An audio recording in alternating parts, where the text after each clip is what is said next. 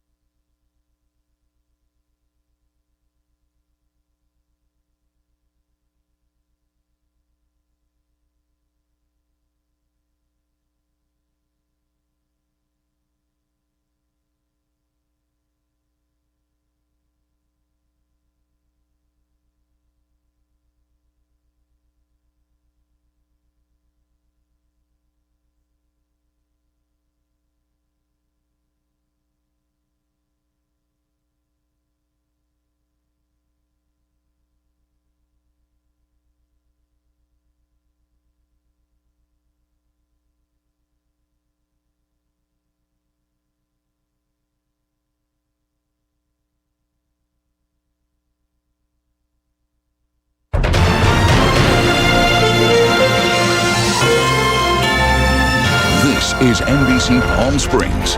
Good morning, Coachella Valley, and thank you for joining us for NBC Palm Springs Midday. I'm Joe Smith. I'm glad you're here. Jerry Steffen has got your forecast, and Jerry, it's not the heat, it's the what? It's the heat. What about the humidity? What it's going to be. Yeah, we had quite a few excessive heat warnings so far this summer, and we have another one heading in our direction. It's a watch right now, but will become a warning.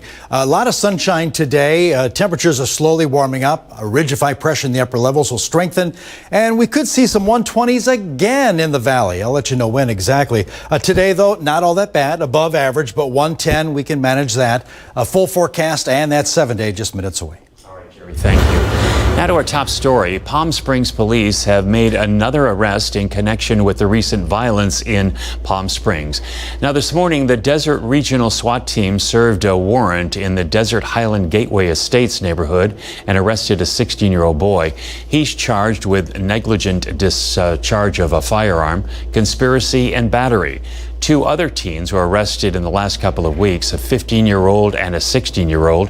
One is charged with murder and the other has several charges, including negligent discharge of a firearm. Coronavirus coverage brought to you by East Valley COVID-19 testing site, serving residents of eastern Coachella Valley.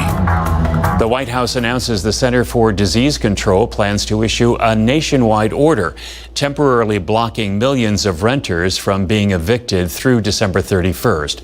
The move applies to individual renters who expect to earn under $99,000 this year or $198,000 for joint filers.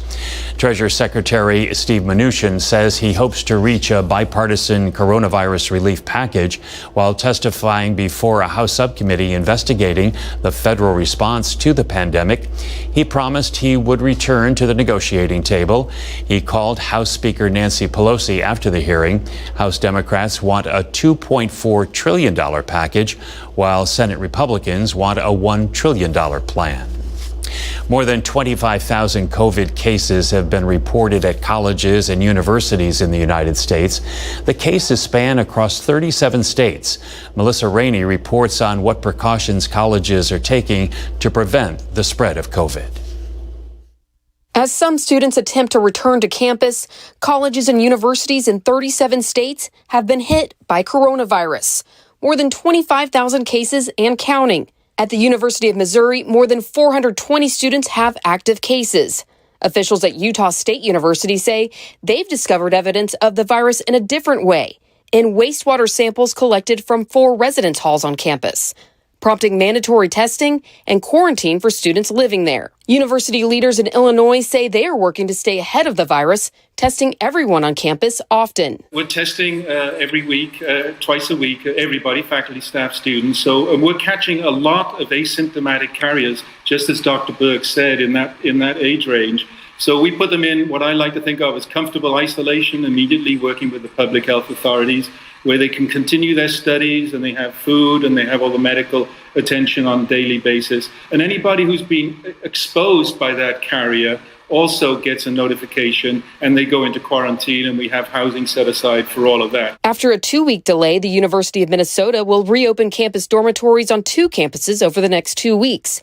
However, Twin Cities students will face restrictions for the first several days and only be able to leave their dorm rooms to go to classes, eat, work, or be outdoors. The university's president warning it will be far from the typical college experience. I don't think I could be anything but honest with you to say that that first period is not going to be much fun. I'm Melissa Rainey reporting.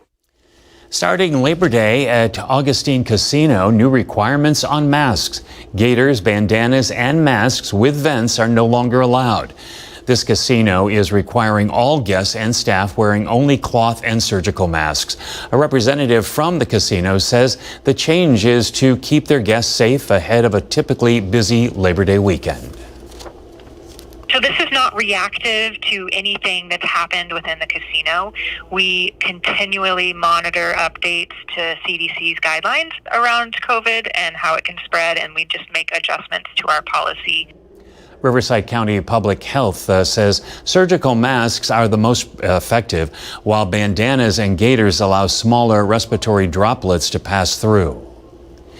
Now, health officials across the country are calling for strict adherence to mask wearing and social distancing over the holiday weekend. This, as a group working on a vaccine, is taking this next step towards success. NBC's Miguel Almaguer has the details.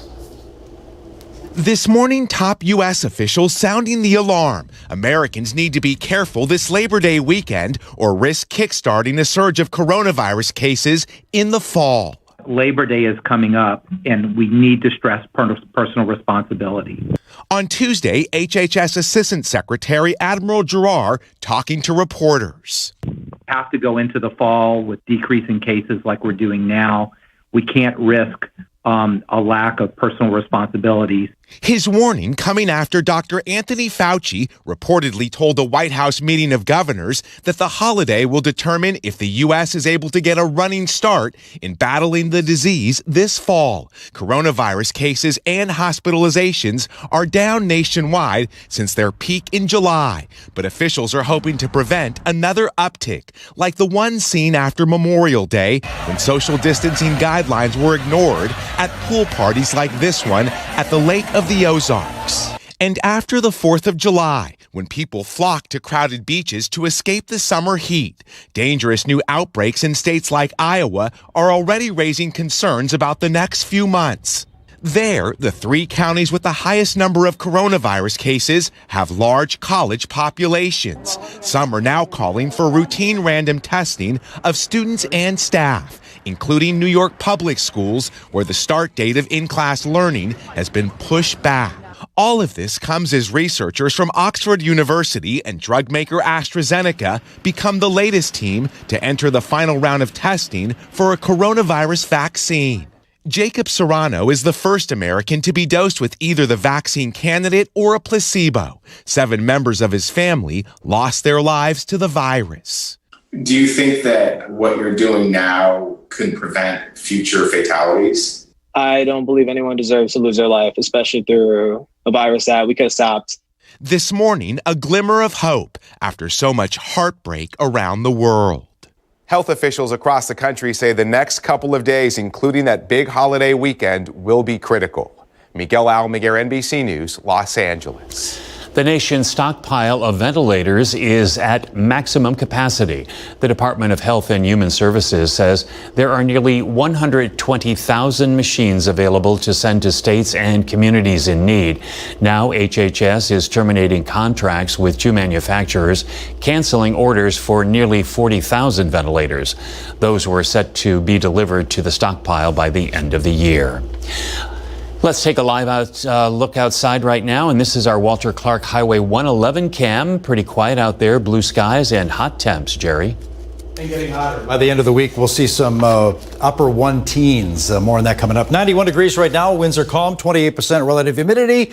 Temp check in and around the valley. 94 degrees under sunshine at Yucca Valley. 97, 29 Palms. Almost 100 degrees at Thousand Palms at this hour. 91 at Palm Desert. Rancho Mirage, you have 96 right now. Clear skies and our satellite radar quiet as well. Skies will be clear tonight to take in the full moon. It's going to rise again just before 8 o'clock tonight. You can see the corn moon, the fruit moon, and the barley moon all at once. Again tonight, full moon under clear skies. High pressure begins to strengthen, and that'll move those numbers up each and every day as we approach the holiday weekend. Today, 108 to 111, straddling that 110 mark for the Coachella Valley. Dew points at around 50 degrees, and that's where they're going to stay for the next few afternoons ahead of us. Excessive heat watch in effect. This will most likely become a warning tomorrow for Friday, Saturday, Sunday, Monday. Not only the Coachella Valley, much of the Southwest seeing temps about 10 to 15 degrees above average. The numbers move up after today.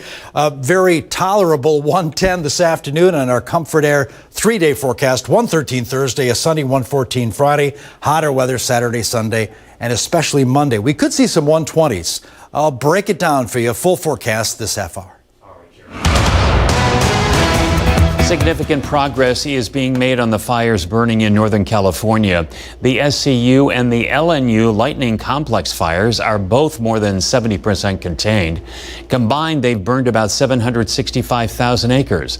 The CZU lightning complex fire is 45% contained. It's burned over 85,000 acres.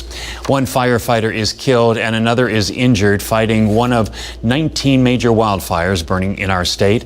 We've already seen more than 1.5 million acres burn in the state this year.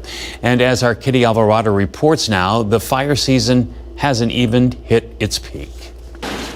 This fire season is quickly becoming one of the worst in California's history. This fire season will absolutely go into the record books. And now a firefighter was killed and another injured fighting the August complex fire. Daniel Berlant, Assistant Deputy Director of CAL FIRE, was at a loss for words when addressing the loss. The tragic loss last night is a reminder of just the inherent dangerous job firefighting is, and it's just, well. This video shows just how dangerous. 2 firefighters had to be rescued as a wall of flames was headed towards them. See how close it is, guys? Yeah. Thank you for coming. This fire season is close to surpassing the worst in California's history, 2018, when nearly 1.9 million acres burned, and we're a month away from peak fire season. To already have over 1.5 million acres burned across California, to already have over 3,000 structures destroyed, to already have 8 people have died from these fires, it is not the sign that we want to see,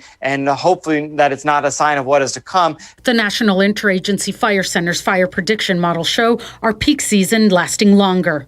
So looking like a busy couple of months, even though we should be typically heading out of the fire season. Keep an eye on California, because that's going to be a problem spot. We have continued to see year-round firefighting conditions. On average, our fire seasons are several months longer than they were before. But really, December and January, February, we are seeing fires in what would traditionally be winter months. That means very little rest for weary firefighters. Our firefighters have now been working weeks straight, going fire to fire to fire. We're going to make sure that our firefighters have an opportunity to get a couple days off because we still have many more months that we need them. Kitty Alvarado, NBC Palm Springs. Thousands of ancient redwoods in Big Basin Redwoods State Park are damaged or destroyed by the CZU lightning fire.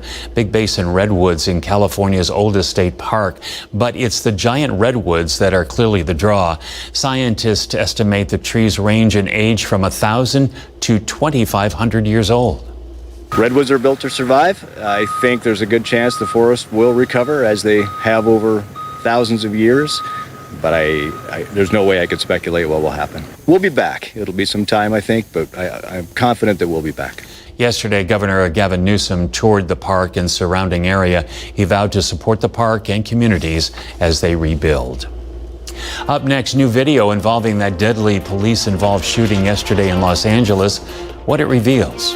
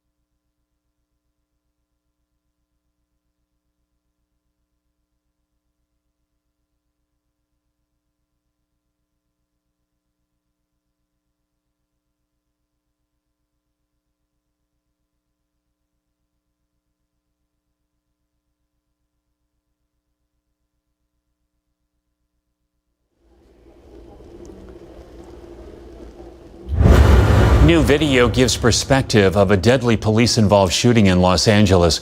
29-year-old Dijon Kesey was shot Monday afternoon after he was stopped for an alleged code violation while he was riding his bicycle. Now, a warning, some viewers may find the footage disturbing. Leslie Marin has that story. New security video captures the sounds of LA County deputies killing 29-year-old Dijon Kesey. We heard 18 shots. The woman whose camera recorded it all on her porch, distraught from the sight of it all. Across the street, we obtained more video from another home, the same barrage of bullets. And they shot 4 times initially where you knew the victim was gone.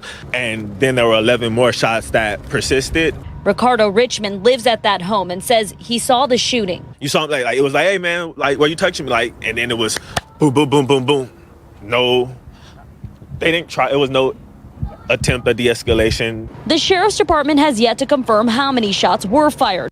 For the first time, the 2 deputies say they opened fire because Kesey reached for a gun he dropped after running from them. What they're doing is they're murdering people in our community. He didn't deserve to get slaughtered in the street like a dog. A group of protesters took to the streets, marching from the shooting scene on 109th Place to the South Los Angeles Sheriff's Station, where they were met by sheriff's deputies in tactical gear. Among the crowd was Kesey's aunt, Fletcher Fair. So I don't know why he was shooting. You got that angry that you want to kill somebody? So sorry. During the protest, Congresswoman Maxine Waters met with Kesey's aunt and had harsh criticism of the sheriff's department and its deputies. Despite Black Lives Matter, they are shooting and killing as if to say they're going to show us that they're not going to stop. A California judge rules the University of California system may not use SAT or ACT scores as part of their admissions process effective immediately. The UC system made test scores optional in the application process, but the judge ruled the system gave those who handed in scores a second look. Attorneys argued standardized tests discriminated against students with disabilities and racial and socioeconomic differences in education. Joe and Joe Biden will visit Kenosha, Wisconsin Thursday. The campaign says the couple will hold a community meeting in Kenosha to heal and address challenges in the wake of the police shooting of Jacob Blake. The trip will mark a rare travel campaign appearance for Biden. During the pandemic, he has largely limited in-person events to his home state of Delaware or nearby Pennsylvania. And President Trump made a controversial trip to Wisconsin yesterday in the wake of the Jacob Blake shooting by police. He did not meet with Blake's family, instead praising the efforts of law enforcement. NBC's Gabe Gutierrez reports from Kenosha. President Trump intensifying his campaign focused on law and order, touring the damage following recent rioting in Kenosha, Wisconsin. We'll help you rebuild. It's a great area. It's a great state. 9 days after the police shooting of Jacob Blake, the president and Attorney General William Barr spoke with law enforcement here. We have to condemn the dangerous anti-police rhetoric. It's getting more and more. It's very unfair. He did not meet with Blake's family because the president says they wanted a lawyer present. I'm sucking up all the pain we have just to stand on our square until we get justice for little Jake. Instead, Blake's uncle joined a gathering in the neighborhood where a white officer shot the 29-year-old black man in the back 7 times. If you could speak to the president, what would you tell him? It's too late, bro.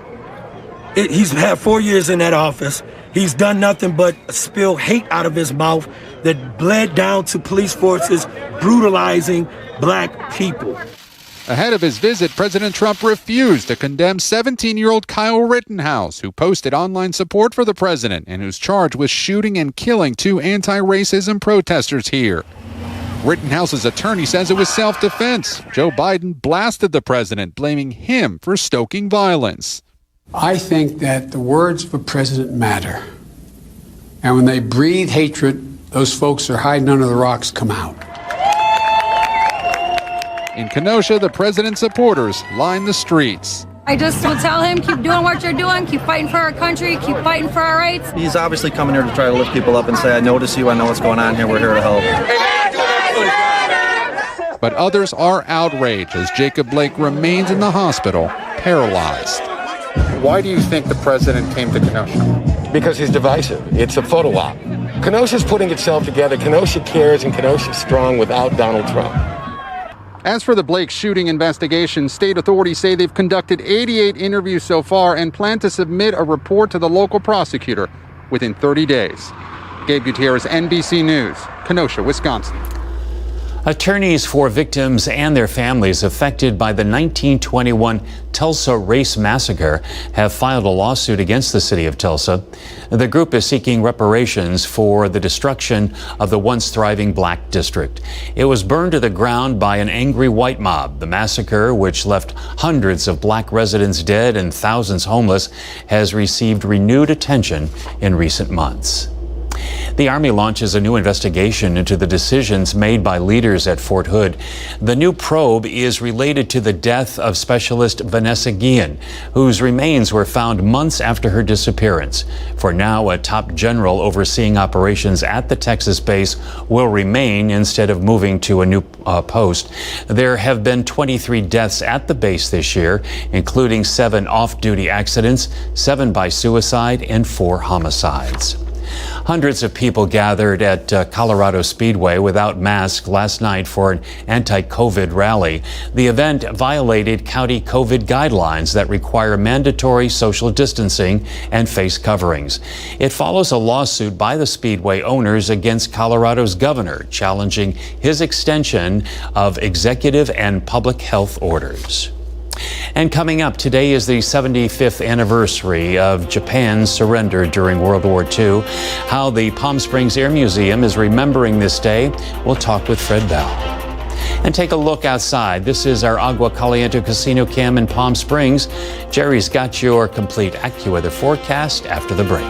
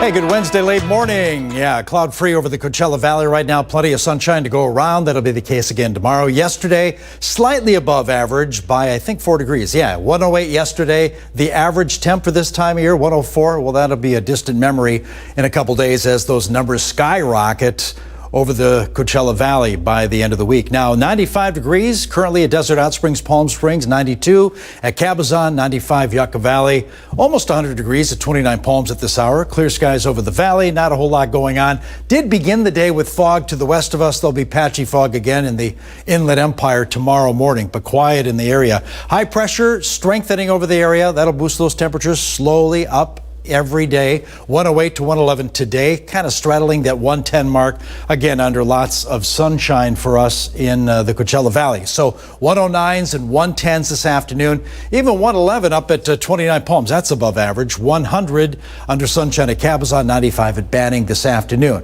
Then tomorrow, definitely above 110. We add a few degrees, 112s, 113s for the Coachella Valley. Again, Thursday afternoon, lots of sunshine to go around. That high pressure center really begins to strengthen strengthen as we move into the end of the week for the holiday. High pressure not only for us in Southern California, Arizona, Northern California, much of the West Coast will be seeing those temperatures move up. So on Saturday, we're going to see temps that'll stop shy of 120 degrees.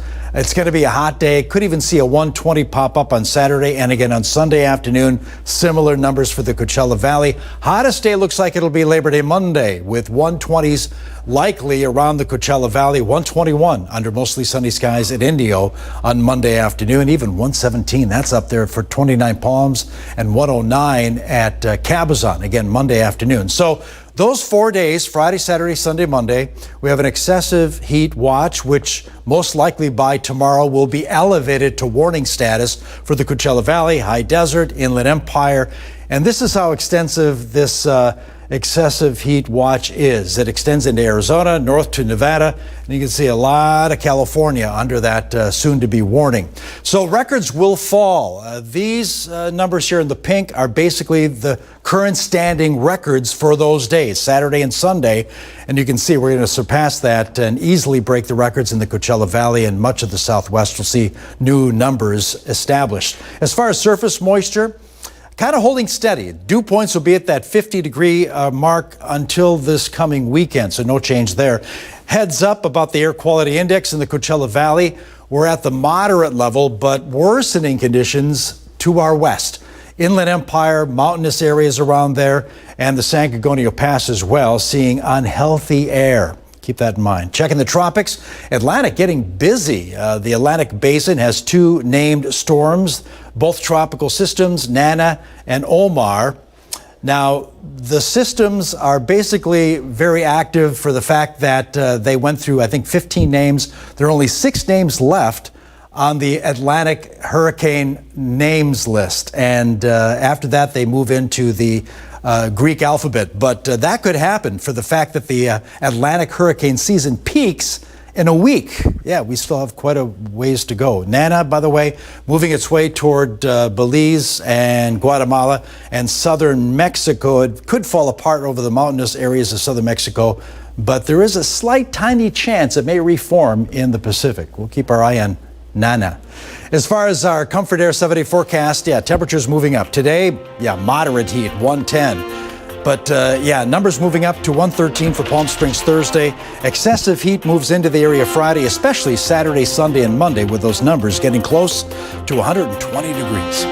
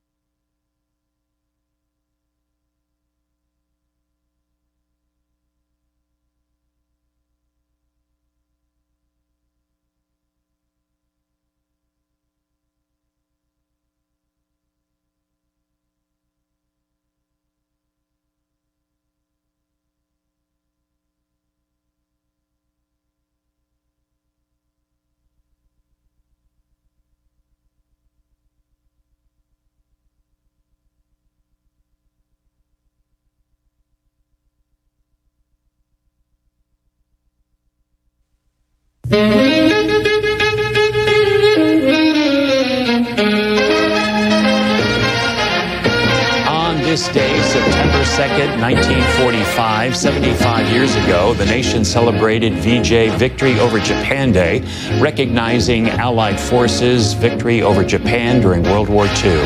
And this morning at the Palm Springs Air Museum, there will be a patriotic display on the ground and in the sky across the valley.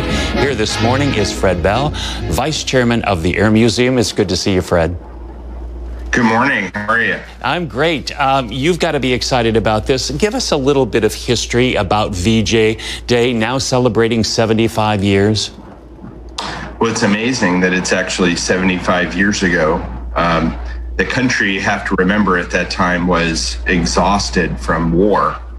And we had just had the dawn of the atomic age with the 2 atomic weapons in Japan. I think everybody at that point was probably relieved because a lot of people were thinking we were going to have to actually invade Japan. Unfortunately, that didn't happen. The Japanese surrendered, so people were overjoyed. And so there was this exuberance and kind of a rebirth for the country, wasn't it?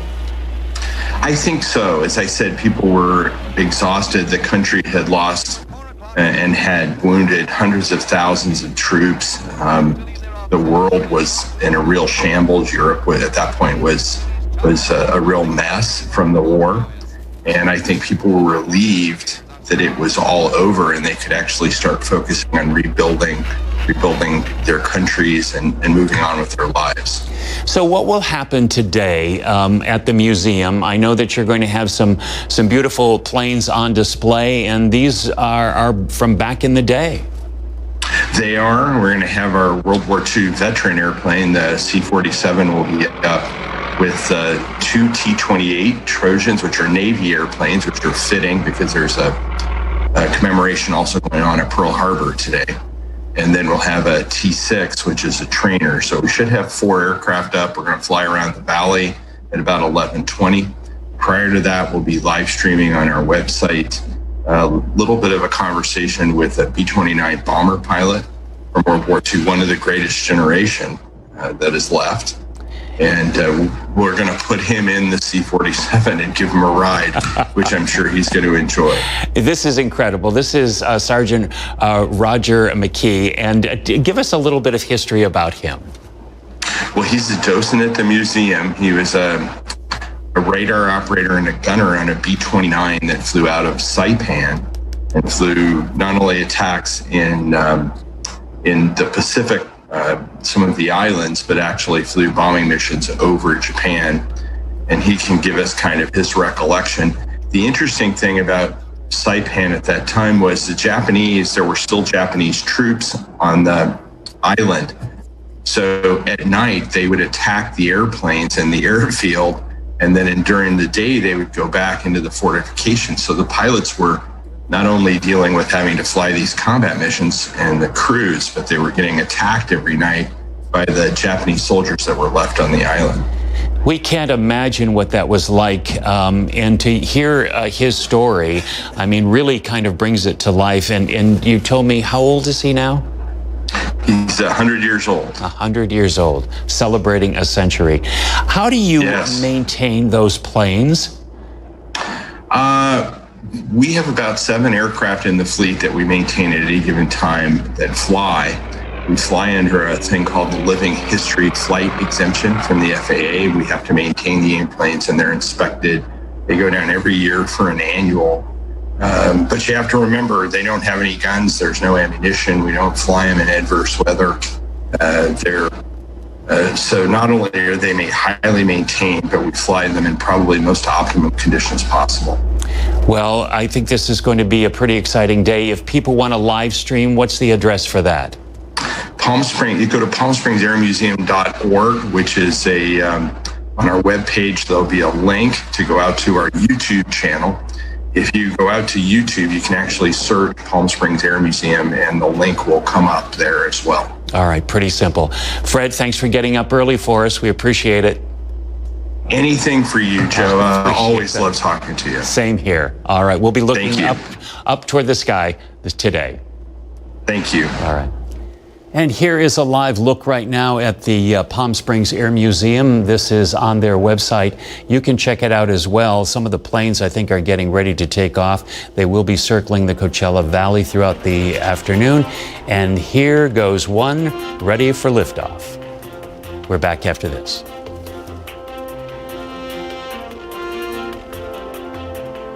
Great.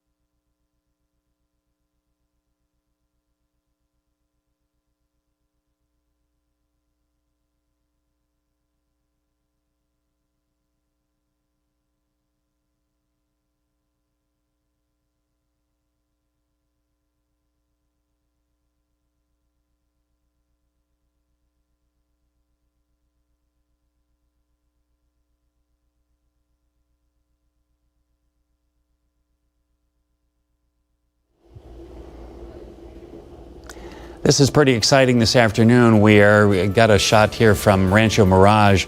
And a little bit earlier, we were taking a live picture from the Palm Springs Air Museum, where today they are commemorating the 75th anniversary of VJ Day. This was the day that Japan surrendered from World War II.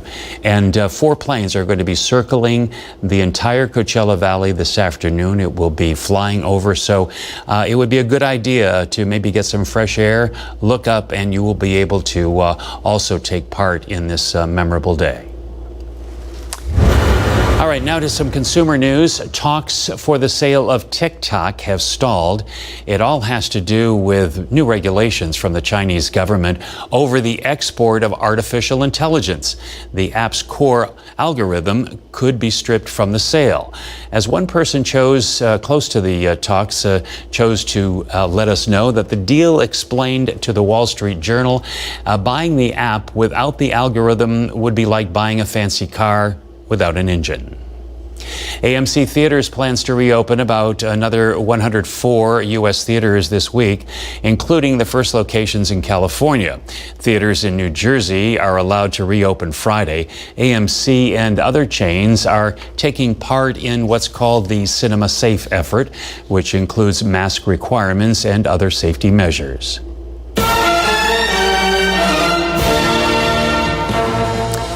A majority of Americans, 52%, say they intend to vote early this year, according to a new NBC poll. There's a stark difference in voting plans when broken down by party affiliation. 54% of adults who identify as Republican or lean that way say they will vote in person on Election Day, compared to 22% of Democrats. Mail-in ballots for the November 3rd general election will go out to all California registered voters in just under 5 weeks. But the Registrar of Voters says in-person voting is still happening with safety precautions. They're still encouraging, though, vote by mail. Governor Newsom signed an executive order requiring mail-in ballots be available to all registered voters in the state. U.S. Representative Joe Kennedy III has conceded to U.S. Senator Edward Markey in the Democratic primary for Markey's Senate seat in Massachusetts. The 39-year-old grandson of Robert F. Kennedy had hoped to become the next Kennedy to take a seat in the U.S. Senate by ousting the 74-year-old Markey. Markey will now face attorney Kevin O'Connor, who won the GOP Senate primary. Until today, a Kennedy had never lost a race for Congress in Massachusetts. Coming up next, another silver lining with Sandy Newton. She talks with Dr. Timothy Joshin about something that is affecting many people during the pandemic. And as we head to break, here is a live look from our Walter Clark Highway 111 camera. Jerry's got your forecast coming up.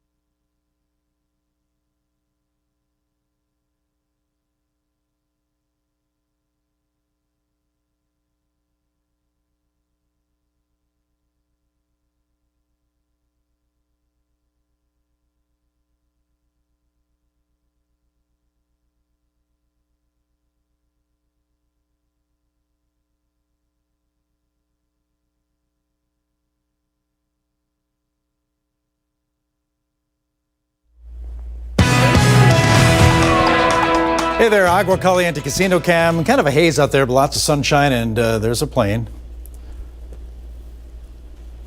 No, I'm not going to eat that plane. We'll let it fly. Forecast yesterday, below 110 for the Coachella Valley. 108 was the high yesterday, so kind of close to that 104 degree normal for this time of year. Well, yesterday and today will be the coolest days because the rest of the week we're going to see the numbers skyrocket. 95 degrees currently at the airport where we saw the plane. 95 at Thousand Palms, 99, 29 Palms, 92 at Cabazon. Clear skies over the valley. Kind of cloud free for the Coachella Valley today and again tomorrow. Radar quiet, even over Arizona. Not much going on where we saw some action yesterday. So today, straddling that 110 mark, a little hotter than yesterday, but still really not out of the ordinary. A high pressure will strengthen and its influence will move those numbers up over the next few days. So 110 for Palm Springs today, 109 at Indio, 111 degrees at 29 Palms, 100 Cabazon today, a sunny 95 at Banning. At a couple degrees will be above 110. A lot of 112s or 113s. This is Thursday afternoon's highs tomorrow. And then that high pressure really begins to strengthen and expand over the southwest, and much of us, not only in Southern California, but much of the southwest will see those numbers move way up. This is Friday, 113 to 117 again. Lots of sunshine for us in the Coachella Valley. We'll begin with an afternoon flow out of the southeast. That'll keep those dew points in the 50s. And then late in the evening, it'll become onshore. So Saturday and again on Sunday, we're going to see numbers getting close to 120 in the Coachella Valley, 113 on Saturday. That'll be at 29 Palms and getting close to 110 at Cabazon. That's up there. Then Monday, we'll see some of the hottest temperatures. This is Labor Day Monday, folks. It's going to be dangerously hot outside with 120s, 121s possible in the Coachella Valley. And because of that, we have an excessive heat watch, which by tomorrow should be accelerated to a warning status for the Coachella Valley, High Desert, San Gorgonio Pass, much of Southern California, extends into Arizona, Nevada, and you can see a lot of California under that excessive heat watch right now. Again, could be warning status by tomorrow for the holiday weekend. Now, as far as records, we'll see a lot of those numbers fall. The pink numbers you see are the standing high temperature records as we have them right now, and the white numbers are what we are expecting for high temps. So all these numbers are going to be replaced with new record highs as we move into this coming weekend. As far as skies, well, clear skies today, tomorrow, maybe a couple mountain clouds as we move into the weekend, but for the Coachella Valley, a lot of sunshine. Clear skies tonight to check out the full moon. It'll rise again just before 8 o'clock tonight. All right, here's your dew points as far as the next several days. Hanging steady around 50 degrees into this coming weekend. Moderate humidity. And heads up on the air quality index, moderate here in the Coachella Valley, but to our west, we're looking at unhealthy air. Keep that in mind if you're traveling to the west. Okay, as far as our Comfort Air 7-day forecast, 110 today. Not all that bad this afternoon, but the numbers move up quickly. 114 Friday and getting close to 120 Saturday, Sunday, and Labor Day Monday.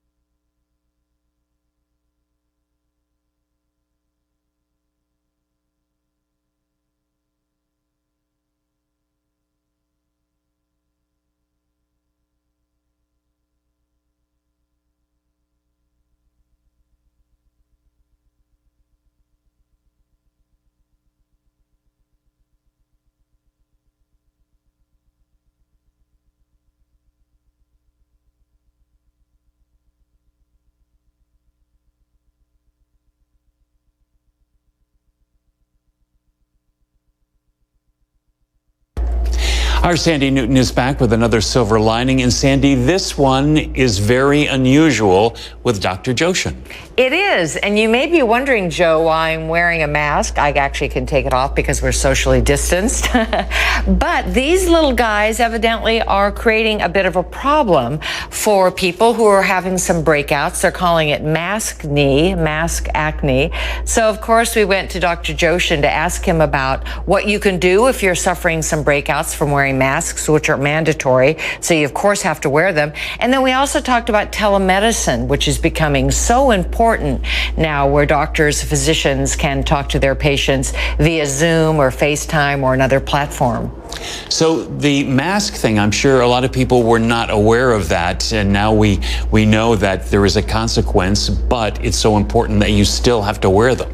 That's right. So he gives us some good suggestions on what to do for those simple breakouts. They're not serious, of course, just a few little pimples that pop up, but it is distressing. It is concerning. However, it's the way we're living right now. So good to get the doctor's advice. And he shares a very personal silver lining. All right, let's take a look. This new pandemic reality has brought many new options into our world. Options like telemedicine, where you can consult with your physician via the phone, Zoom, or even FaceTime. And it's even brought the phenomenon of maskne. Ever heard of it? Mask acne? Well, it's a new skin condition created by wearing facial masks. It's not serious, so telemedicine is a great way to discuss the breakouts with your doctor. Award-winning local dermatologist Dr. Timothy Joshin has some answers for you and some silver linings of his own. So, Dr. Joshin, tell us a little bit about this new phenomenon called mask acne or maskne. I see this phenomenon all the time in my office, actually. It's one of the things that people come in to see me for. And, it's the, just the moisture and the occlusion. And so people are getting these acne outbreaks from wearing their mask. The first thing is just do a little bit of hydrocortisone over the counter. It's the 1%, it's Corday 10 or one of those, and just try applying it twice a day and seeing if it calms the skin down. The other thing that you can do is there are some acne products over the counter that you can get, and they include Different, which is a retinoid. It's a very gentle retinoid, and it's really the mainstay of therapy for treating acne, whether you come to a dermatologist's office or not. So you can use that once a day at night because it is photosensitive. And you can also buy either salicylic acid products or benzoyl peroxide products and try using them as a wash. And let's talk about telemedicine, which has become a great resource for both patients and doctors as a way to communicate during this time. It's a really nice option for people who were afraid to go out and actually be seen in person. I have to say, at this point in the COVID crisis, people are actually coming out to visit me more than they are doing telemedicine. In fact, I'm seeing a lot less telemedicine. But we're very, very, very good about making sure the patient is safe when they come into our office. This has been really great for people that are traveling or, they have a follow-up for surgery when they go away just on a holiday. So I love this for the future. And through all of this uncertain time, Dr. Joshin, has there been a silver lining for you? One of the things that's most positive for me personally is I got to spend the summer with my daughter because she was not going anywhere and I was also able to be home with her. So I think that's really great. I also think it helps you to reprioritize your life because there are many people out there like me who are workaholics and you start to see what it's like to have a little bit more free time. Wise words indeed, both professionally and personally, from the good doctor himself. For NBC Cares Silver Lining, I'm Sandy Newton.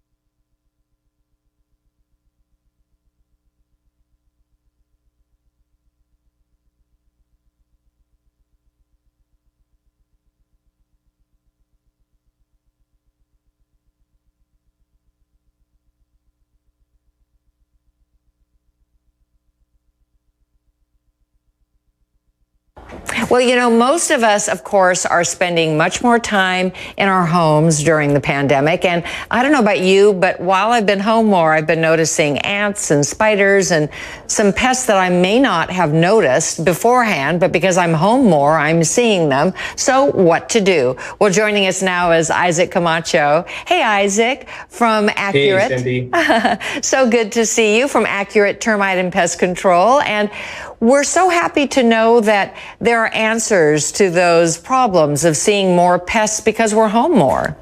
There are answers. I got to tell you that I love the positive news from NBC Cares on the Instagram feed that comes across my way. But as you mentioned, there are answers. There are solutions to this. There is an influx of rodents and pests coming into homes. That's on top of the normal summer influx. That's because they're not finding that abundance of food and shelter in large commercial spaces, restaurants, places like that. So we are getting a bump of normal pest and rodent influx into homes right now. Wow, that makes sense. That makes sense. And I like the fact that you have what they call green treatments. There's some options for those of us, of course, who are concerned about our environment. And you've got that covered too. That's right. There are more environmentally friendly and more sustainable solutions available. I should say you should talk to a service provider because they are available to the industry as a whole. It's important to have that conversation because there's no regulation to what I could call green. So unless you ask your service provider, what does green mean to you? Does it mean that it's all natural? Or does it mean that it's derived from something else that is natural? That's important as you consider the health benefits of your home and family and the best long-term outcome. Yeah, that is so great to know. And thank you for being so forward thinking in your service. And I know that I have heard, I don't know, maybe you can clarify this, that there's a possibility that rodents might carry COVID.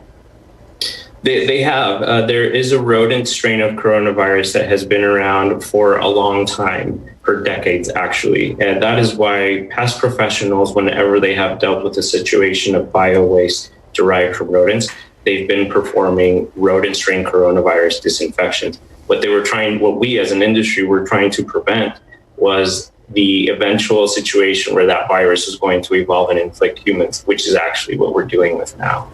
Oh, that's great. And of course, I'm assuming services are safe for kids and pets because now we know the kids are in the home all the time as well, and our pets. So we want to make sure any service we bring into our home is friendly to children and pets as well.